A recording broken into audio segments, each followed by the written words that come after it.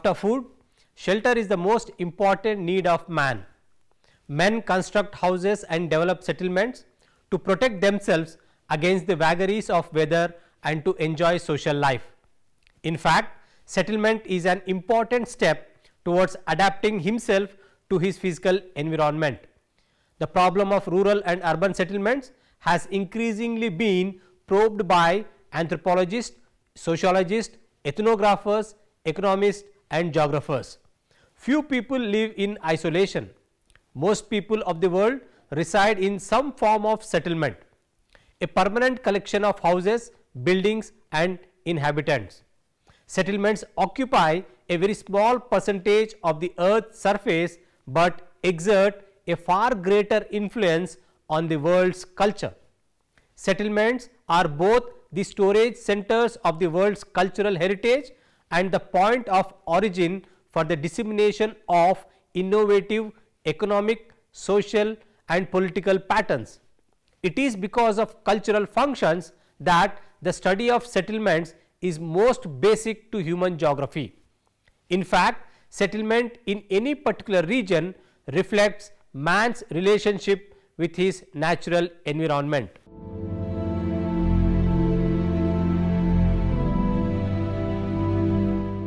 On completion of this module, you should be able to understand the origin of settlements, understand the classification of settlements.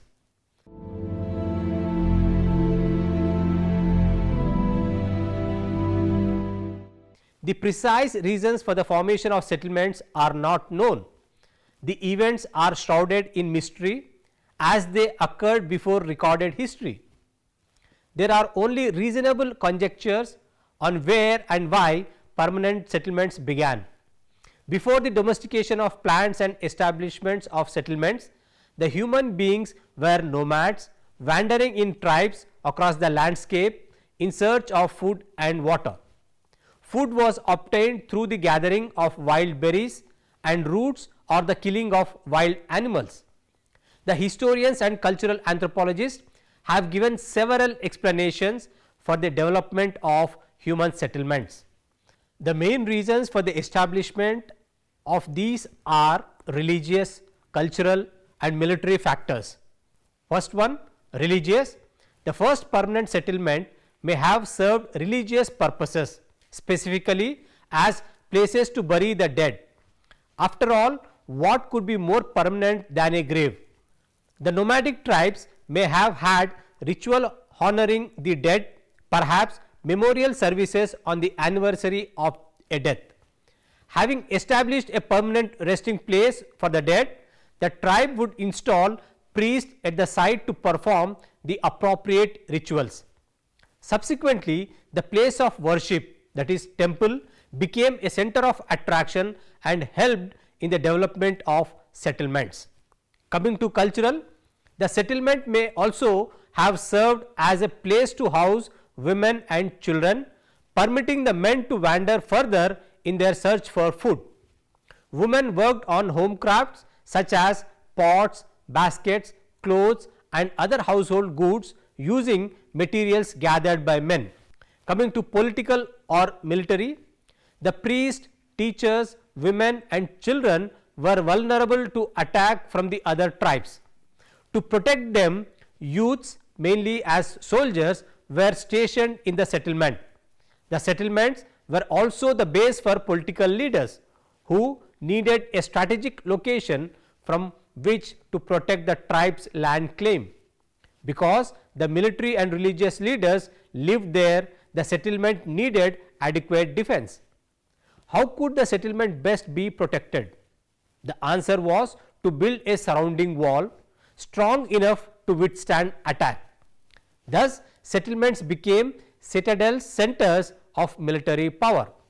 Coming to economic, the religious, military and political leaders and the dependents needed food, which was supplied by the tribes through hunting or gathering. As long as the tribe was gathering surplus food for the people in the settlement, someone eventually wondered why should they not bring a bit extra in case of hard times, such as drought, flood, war.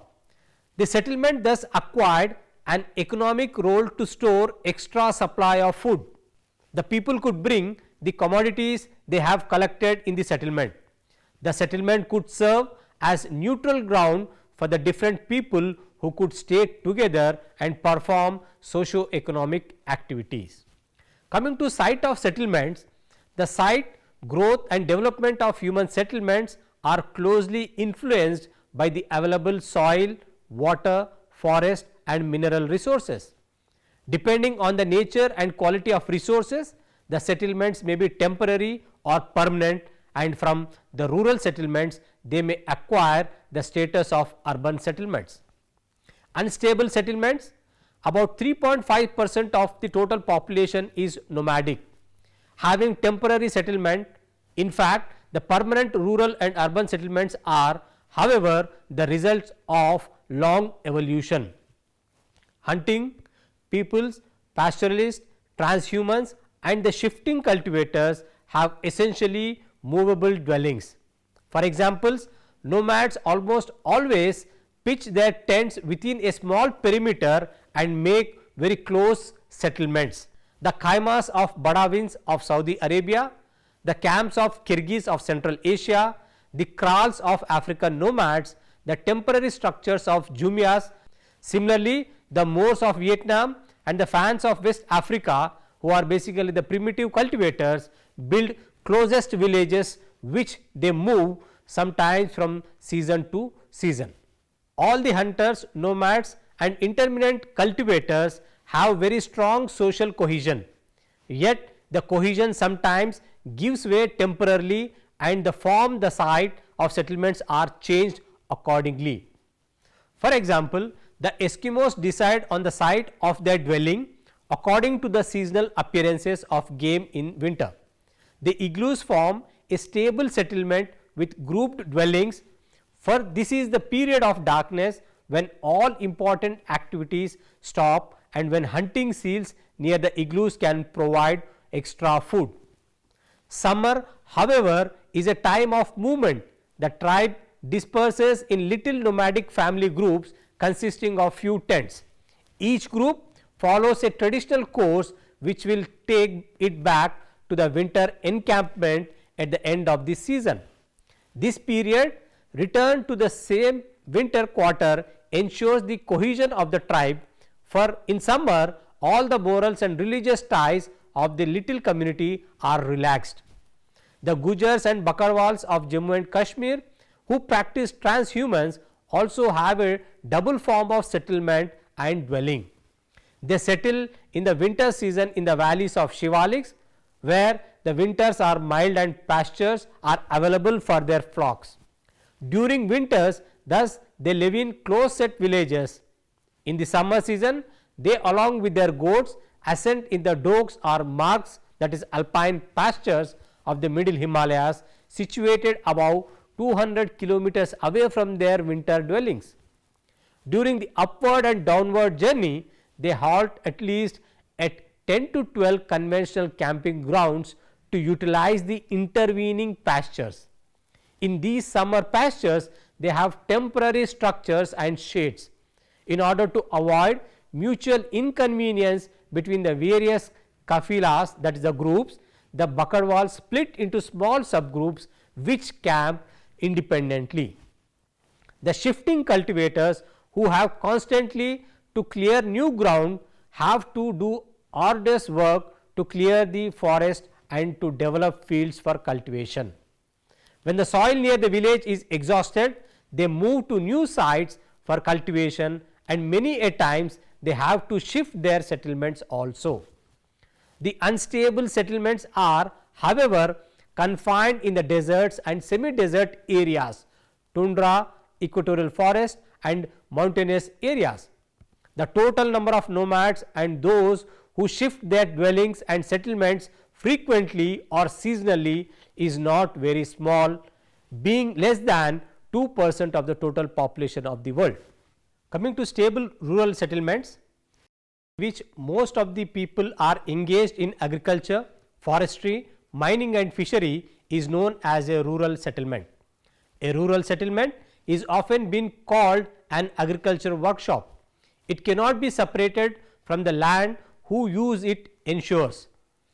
Its type, shape and pattern are generally in accordance with the kind of work, the agriculture techniques and the way the soil is used.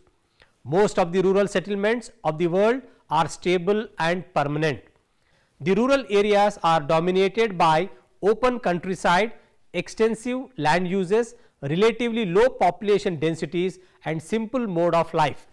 It is often supposed as opposite to urban. Most of the world settlements are rural.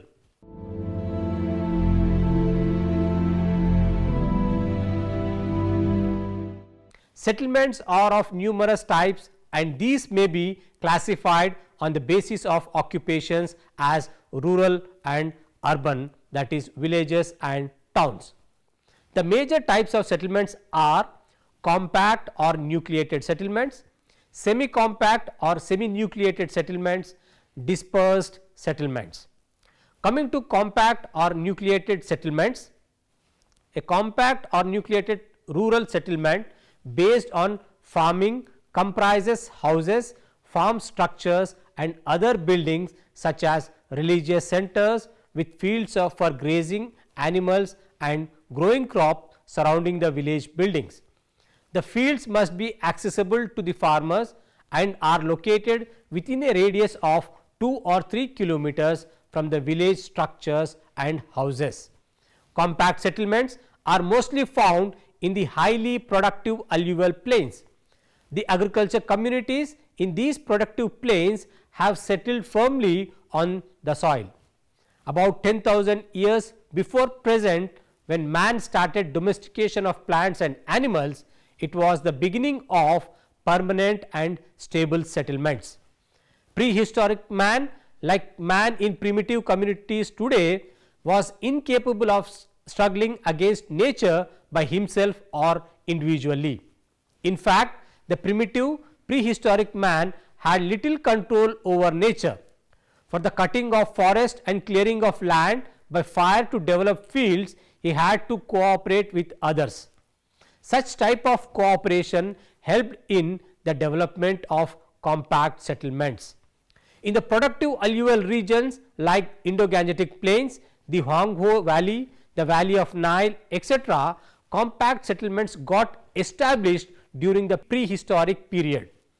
These are some of the most densely populated regions of the world in which the nucleated or compact settlements dominate the landscape. One feature which is common to many villages on the great alluvial plains is that they often occupy mounds which are the relics of forerunners of the villages of today. Apart from agriculturists, compact settlements are also found in many of the hunting and fishing communities. The American Red Indians, hunting and fishing tribes are living in big villages because compactness is needed for making, maintaining and handling fishing boats. Big villages are still numerous along the Brahmaputra and Hooghly rivers, where fishing requires cooperative management of the weirs and traps on the rivers. Compact settlements are generally found in the plains or along the water bodies where soil, fish and other resources are rich. When the resources are poor and scanty, the villages are small, intensive cultivation, which clearly represents the most scientific use of soil, has given rise to the greatest number of very large compact settlements. The history of settlements very often shows that with the increase of population in agriculture communities and more demand for food resulted into intensification of agriculture. The rural settlements became more compact to accommodate more people over minimum space. When there was not adequate space to accommodate the increasing number of people, many of them constructed their houses at a suitable neighboring locality and similarly organized the new settlement on the pattern of their old village. This process can be seen throughout the Satluj Ganga plains. Many of the Purvas and the Majras in the Ganga plain are the examples of settlements which are results of intensification of agriculture. Compact settlements at the top of hills and ridges of Nagaland are the results of the practice of head hunting in the past, where people of each settlement have to depute volunteers from each family to work as the watchmen in nights against the invading head hunters. Although compact rural settlements may be found in all the intensively cultivated plains and valleys of all the continents, their concentration is quite numerous in North India, Eastern China, Egypt, Syria, Bangladesh, Pakistan, Myanmar, Sri Lanka, Nepal, Mexico, Brazil, Kenya and the northwestern European plains. Coming to semi-compact or semi-nucleated settlements. Semi-compact or semi-nucleated settlement is a transitional phase in the growth of a compact settlement. As the new technology is adopted and the population increases, the scattered settlements start taking the shape of semi-compact settlements. For the growth of semi-compact settlement, no simple environmental explanation is acceptable.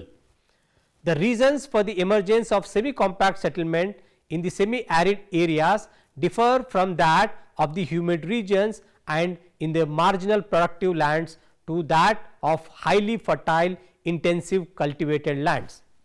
The only generalization about the semi-compact settlement is that in the arable lands and fertile plains, the primary type of settlement was small, loosely nucleated and in fact lacked a pattern. Increase in population can cause village to grow and the number of houses increases. These houses start occupying the open spaces and lead to semi-compact settlement, which ultimately acquires the shape of a nucleated or compact settlements. A rural landscape having several semi-compact settlements. In the east of Aravalis in the state of Rajasthan, in the hilly tracts of Madhya Pradesh, Arunachal Pradesh, Meghalaya, Manipur, Mizoram, Tripura, Sikkim and in the Shivaliks and the valley of Brahmaputra. Coming to dispersed settlements, dispersed settlements are generally found in the areas of extreme climates, hilly tracts, thick forest, grasslands, poor agricultural lands, areas of extensive cultivation and the areas where it is essential that the farmer should live on his agricultural land rather than in a distant village settlement.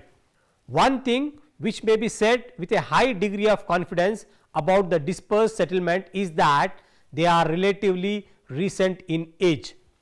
The steppe grasslands of Kazakhstan, Uzbekistan, Turkmenistan, Kyrgyzstan and Russia east of Ural are some of the interesting examples of dispersed settlements which came into existence in the late 19th century and the early parts of the 20th century.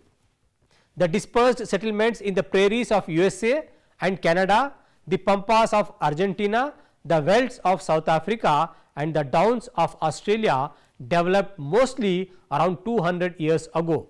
In the desert and semi-desert regions of Rajasthan, in the forest lands of northeast India, the Shivaliks, the side valleys of Jammu and Kashmir, the higher altitudes of Himalayas and parts of the peninsular India, dispersed settlements started developing during the medieval period.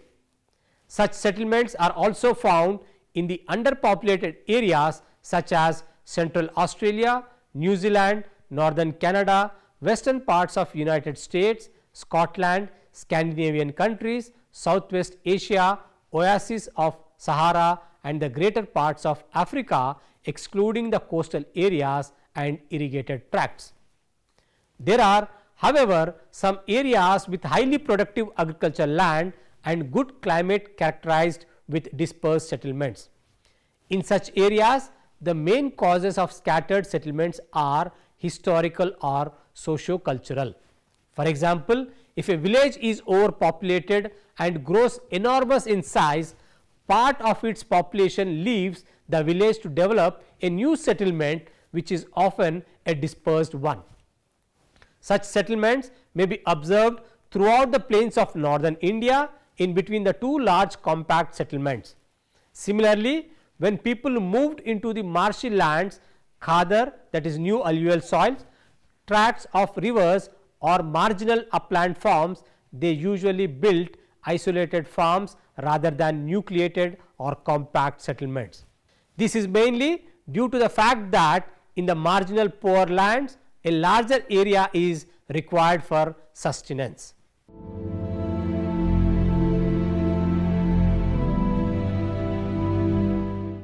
Here we have discussed about the origin of settlements, wherein man has started as an individual dweller and has created an environment while adjusting to his physical environment. After the development of agriculture, man has started living in various forms of settlements like scattered, compact, nucleated, etc.